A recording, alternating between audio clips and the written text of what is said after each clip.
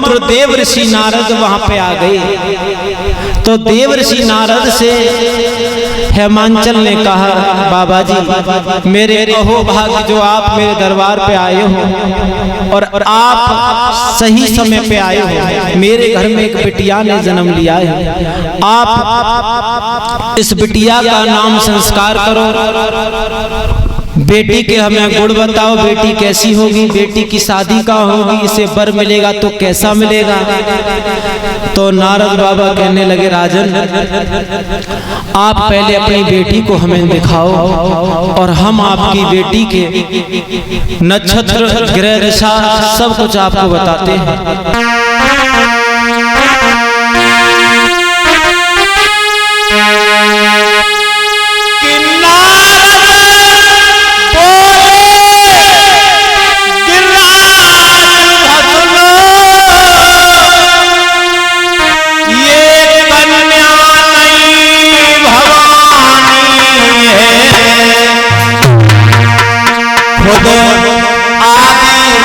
सत्य प्रगटानी है, तेरे भाग्य की दलाल सानी है।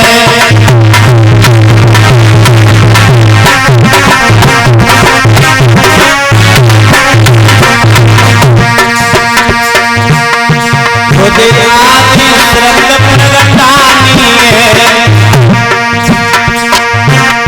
तेरे भाग्य की दलाल सानी है।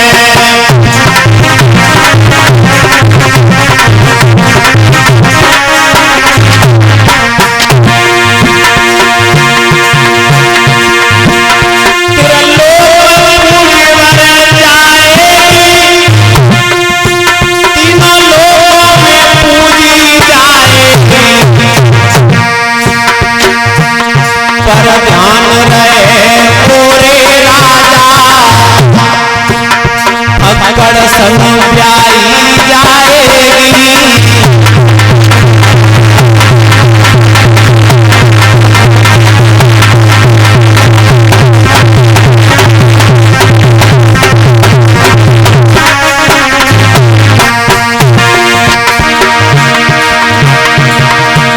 अरे सुनी खबरें आज मैया ने,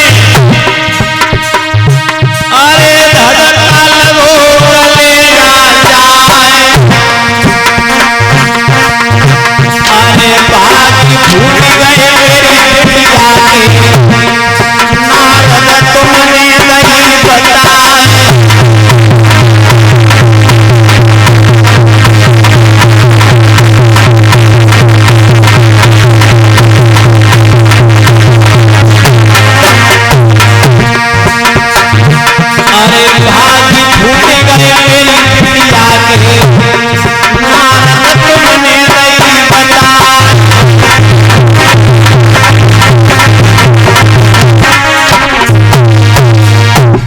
प्यारे भक्तजनों, मैया मैना ने जैसे ही सुना तो नारद बाबा के सामने आ गई, कहने लगी, बाबा जी आपने सब कुछ अच्छा कहा मेरी बिटिया के बारे में, लेकिन आपने एक बात कही कि यह फक्कड़ के संग में आई जाएगी, इसका मतलब मेरे समझ में नहीं आया।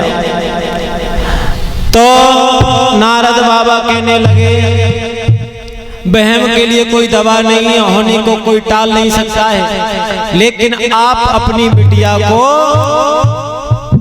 त्याग की शिक्षा दो, और जब त्याग की शिक्षा दोगी, जंगल में जाकर के भजन करेगी, तो आपकी बेटी का भाग्य बदल सकता है।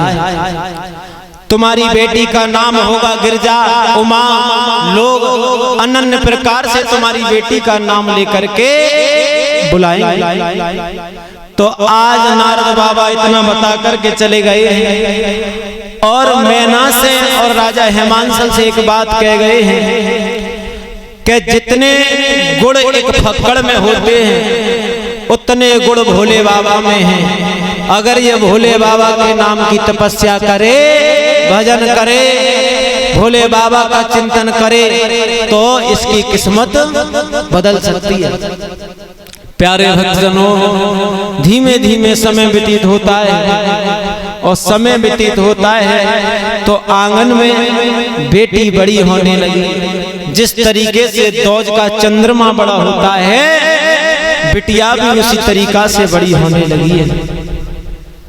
जब बेटी शादी के योग्य हो जाती है तो इधर मैया मैना ने महाराज हेमांचल से कहा, पिया मेरी बात सुनते हो, बेटी घर में सियानी है और आप बेटी की शादी कहीं करो।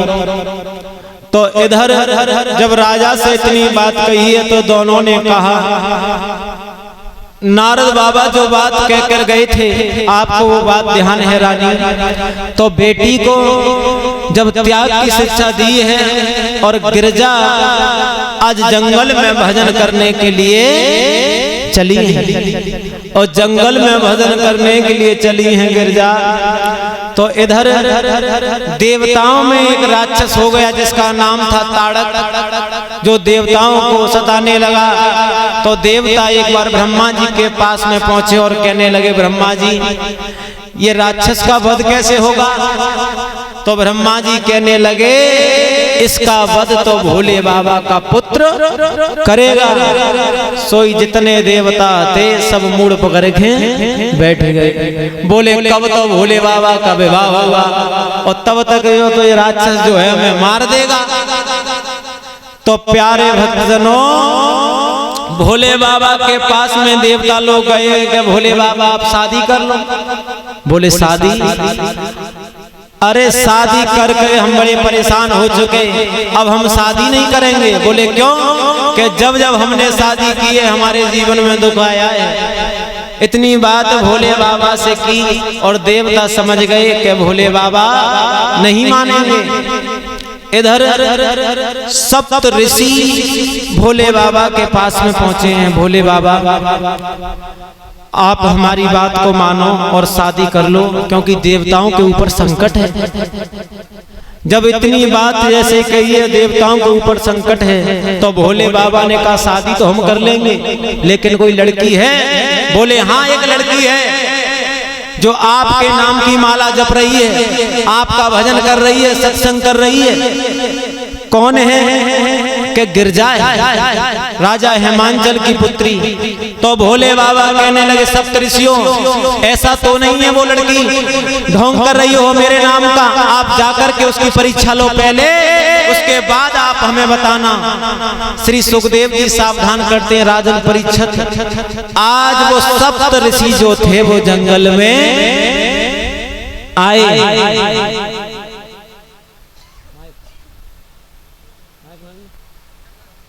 सप्त ऋषि जो थे वो जंगल में आए और गिरजा इधर भोले नाम की माला को जप रही है। तो गिरजा से सप्त ऋषि बोले हैं, हे बेटी, ओ बेटी, इस जंगल में आप क्या कर रही हो? अपने इतने सुंदर शरीर को इस जंगल में क्यों तपा रही हो? सती तो आज गिरजा मैया ने जब आंखें नहीं खोली हैं, लेकिन जब सप्त ऋषियों ने ज्यादा कहा है तो आज गिरजा कहने लगी, सप्त ऋषियों मैं भोले बाबा के नाम की माला जप रही हूँ। भोले बाबा के नाम की माला? बोले हाँ। तो भोले बाबा से आप क्या करोगी? जब गिरजा से कहा भोले बाबा के नाम की माला आप जप रही हो, तो क्यों जप रही हो?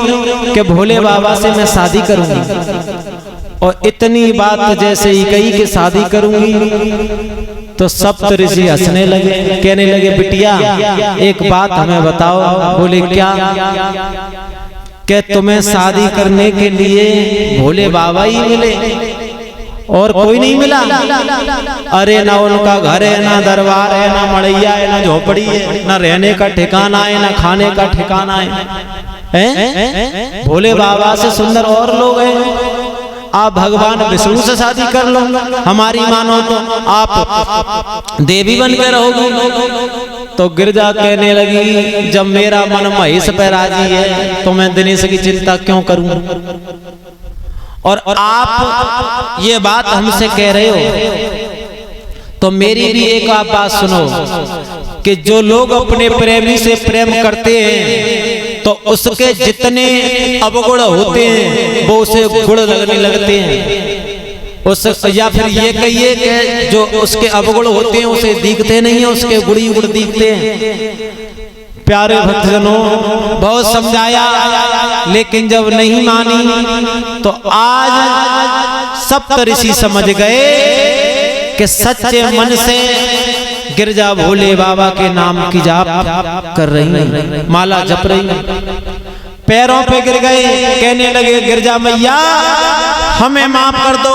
भोलेनाथ के कहने पर हम आपकी परीक्षा लेने के लिए आए थे, लेकिन हम जाकर के भोलेनाथ से कहेंगे कि आप गिरजा के साथ में शादी करो। जब इतनी बात जैसे ही कही है तो सप्त ऋषि भोले बाबा के पास में पहुंचे हैं।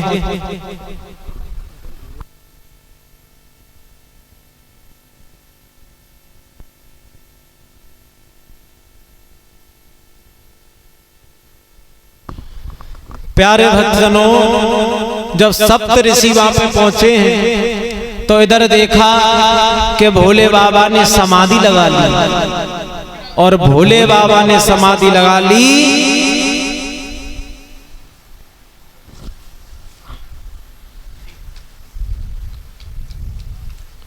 बोलिए सतगुरुदेव भगवान की जय, भागवत महापुराण की जय, सर्वदेव भगवान की जय।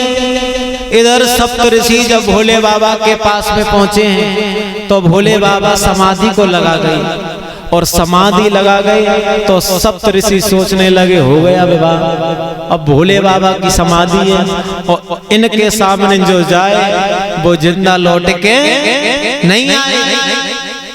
तो इधर जब सप्त ऋषि वापस आ गए और देवताओं को बताया कि भोले बाबा की शादी तो बिल्कुल फिक्स है, लेकिन भोले बाबा समाधि में बैठे और भोले बाबा की समाधि कैसे भी खुलवाओ।